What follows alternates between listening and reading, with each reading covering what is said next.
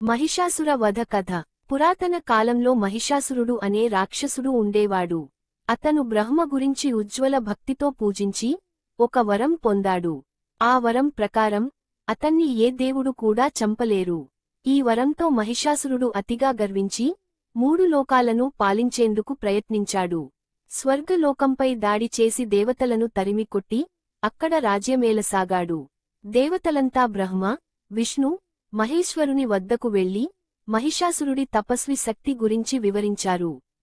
అప్పుడు బ్రహ్మ, విష్ణు, మహేశ్వరుడు తమ తమ శక్తులను కలిపి ఓ మహాదేవిని సృష్టించారు. ఆమె మహాశక్తి దుర్గాదేవి. దుర్గాదేవికి 10 చేతులు ఉంటాయి. ఒక్కో చేయిలో ఒక్కో ఆయుధం ఉంటుంది. వాటిని బ్రహ్మ, విష్ణు, మహేశ్వరుడు, ఇతర దేవతలు ఆమెకు ప్రసాదించారు. ఆమె సింహంపై అధిరోహించి మహిషాసురుని వెదికింది. మహిషాసుర వధ. మహిషాసురుడు అనేక రూపాలలో మారుతూ దుర్గాదేవితో యుద్ధం చేశాడు. ఏ రూపంలోనూ ఆమెను ఓడించలేక చివరికి మహిష రూపాన్ని, ఎద్దు రూపం స్వీకరించాడు. అప్పుడు దుర్గాదేవి తన త్రిశూలంతో మహిషాసురుని హతమర్చింది.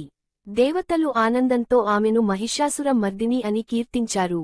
ఈ సంఘటన విజయదశమి, దసరా రోజున జరిగిందని చెబుతారు. ఉత్సవాలు.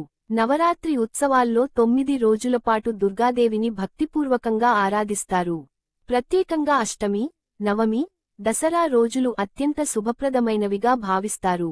దుర్గాదేవి కేవలం రాక్షస సంహారకురాలే కాకుండా భక్తులకు అనుగ్రహించే దైవము. సర్వమంగళ మాంగళ్యే శివే సర్వార్థ సాధికే అంటూ ఆమెను ప్రార్థిస్తారు. జై దుర్గాదేవి.